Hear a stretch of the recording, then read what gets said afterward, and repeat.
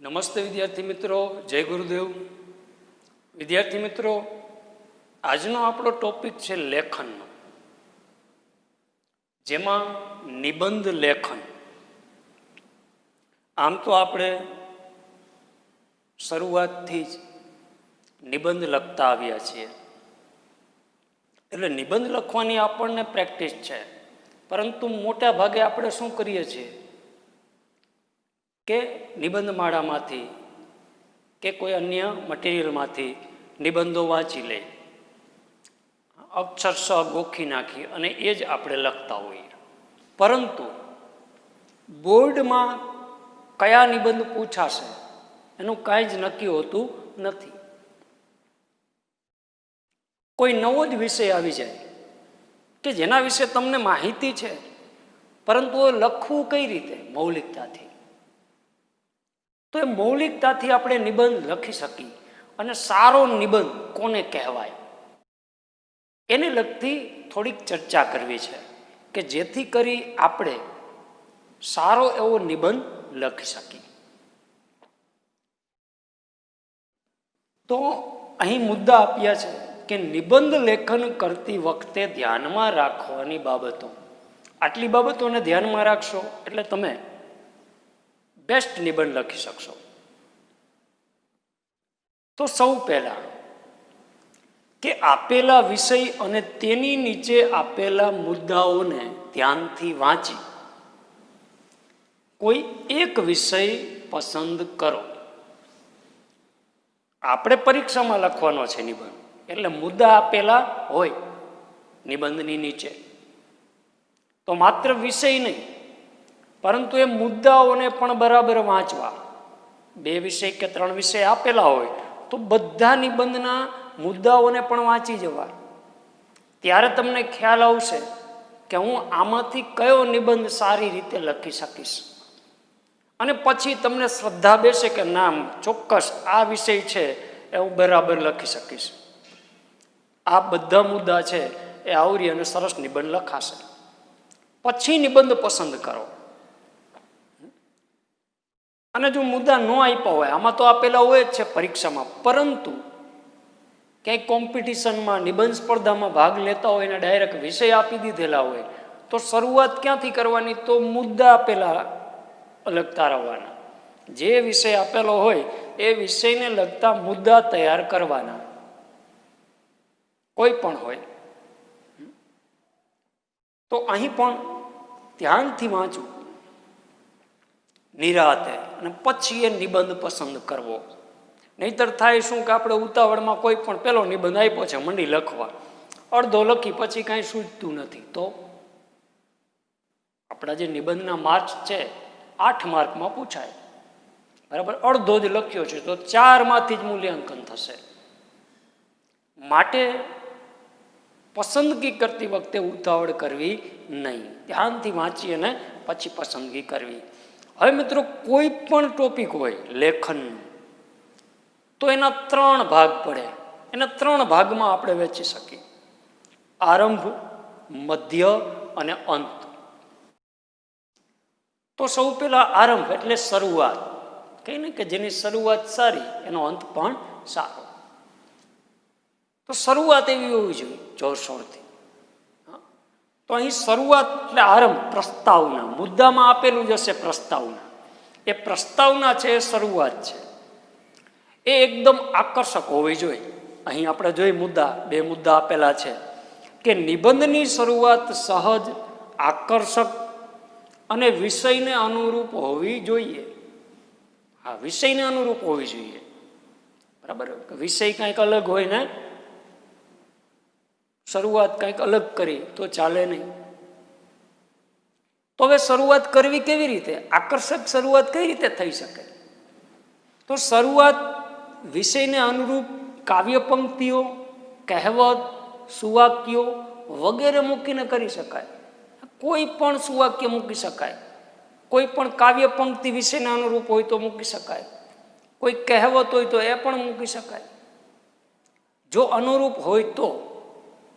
નહીતર ડાયરેક્ટ અમુક વાત કરીને પણ નિબંધની શરૂઆત થઈ શકે, પણ સહજ રીતે શરૂઆત થવી જોઈએ. દાખલા તરીકે મારું વતન આવો વિષય આપ્યો હોય, બરાબર, તો આપણે શરૂઆત કરી શકીએ.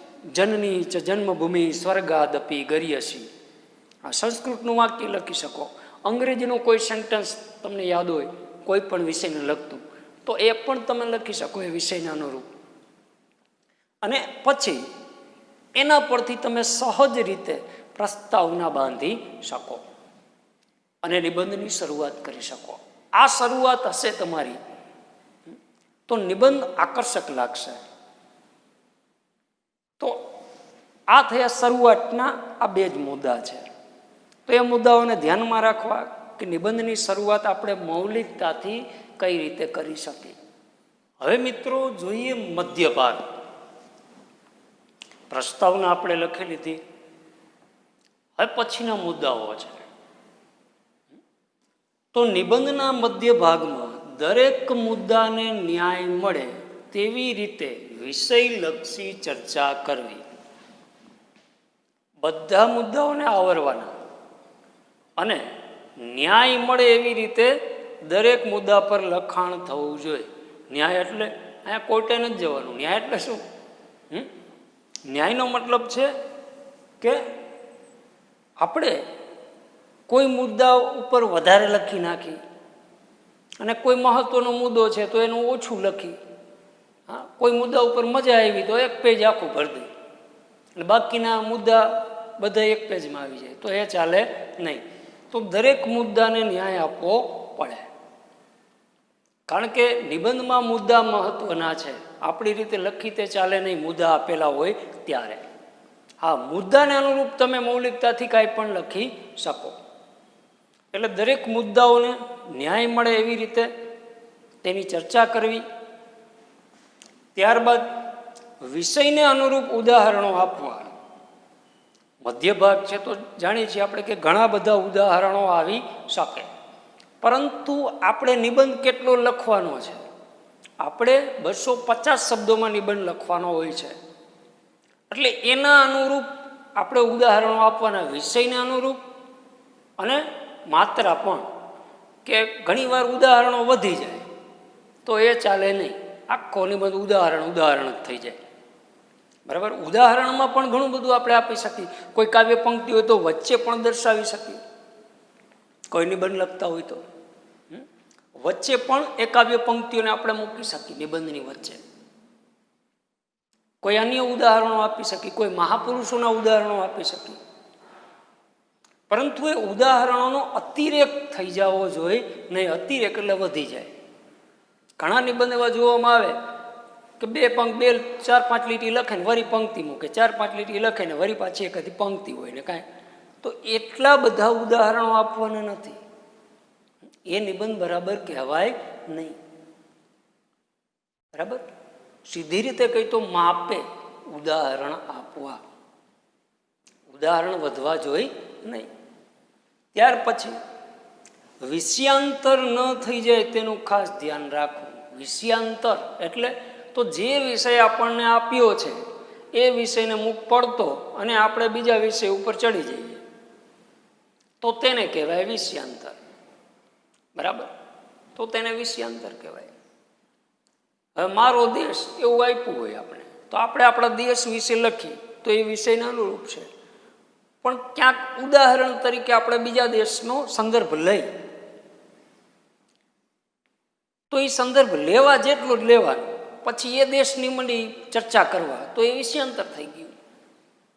માટે વિષયાંતર ન થવું જોઈએ. વિષયને અનુરૂપ મુદ્દા આપ્યા છે તો મુદ્દાને અનુરૂપ જ લખાવવું જોઈએ.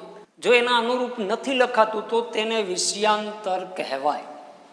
માટે વિષયાંતર થવું જોઈએ નહીં. ત્યાર પછીનો મુદ્દો છે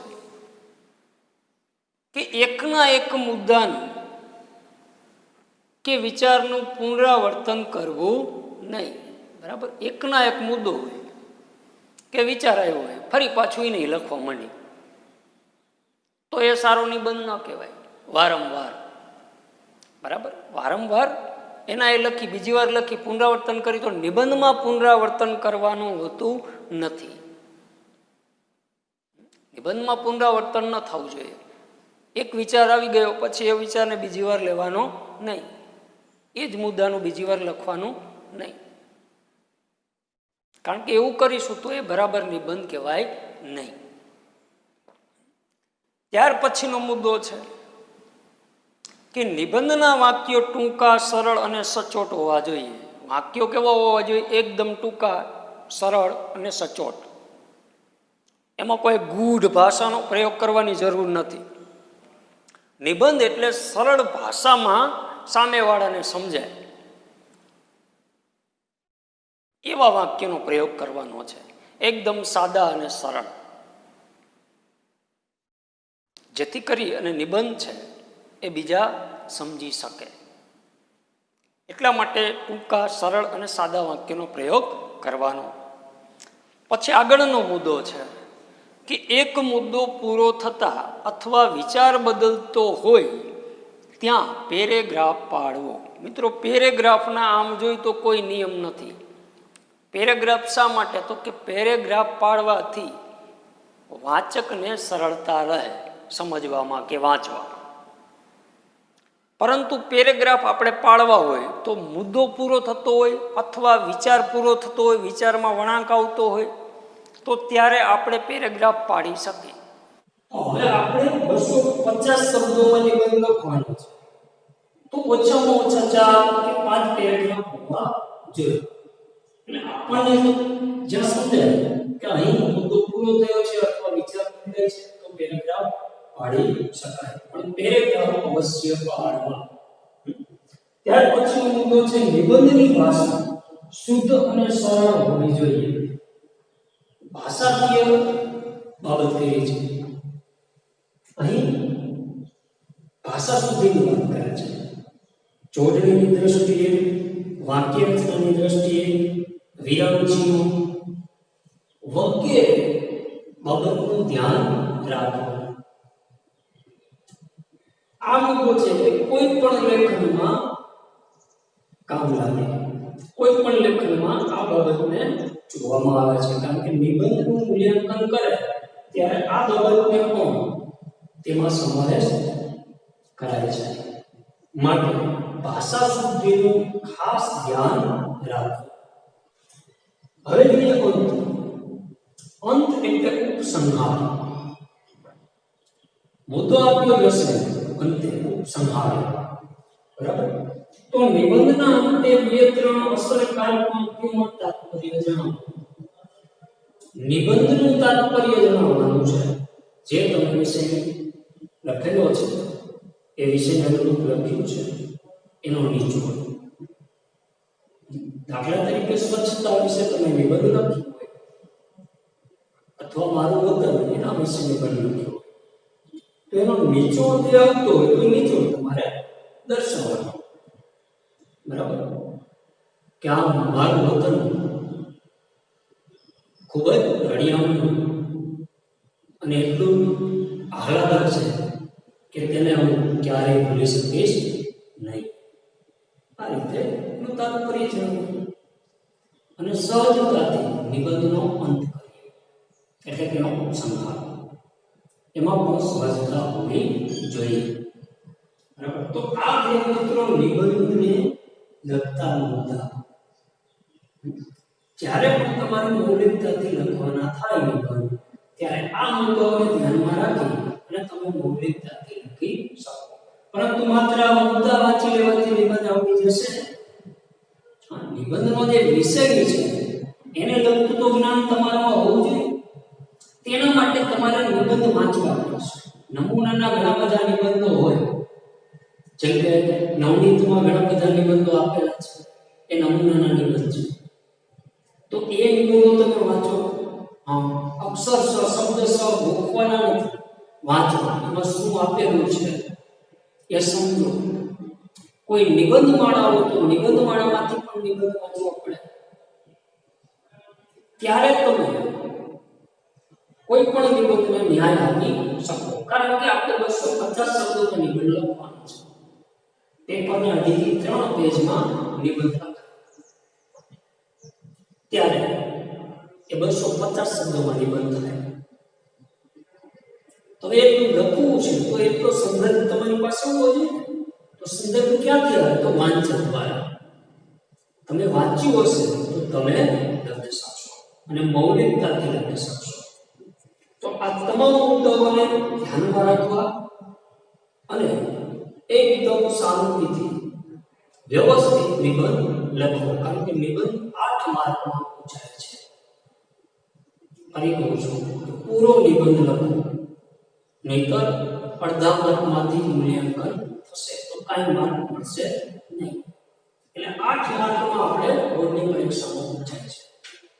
તો શરૂઆતથી અંત સુધી જે મુદ્દાઓની ચર્ચા કરી એ ચર્ચાને યાદમાં રાખજો અને પેપરમાં એકવાર નિબંધ લખાઈ જાય પછી ફરીવાર જોઈ લેવાનો સમય હોય અને ફરીવાર જ્યાં ભૂલ રહેતી હોય ત્યાં આપણે ભૂલને સુધારી શકીએ અને એકદમ સરસ અને સારો નિબંધ લખી શકીએ. તો મિત્રો, આ થઈ નિબંધને લગતી ચર્ચા. આ મુદ્દાઓને ખાસ ધ્યાનમાં રાખજો. ફરી મળીશું. અસ્તુ. જય ગુરુ.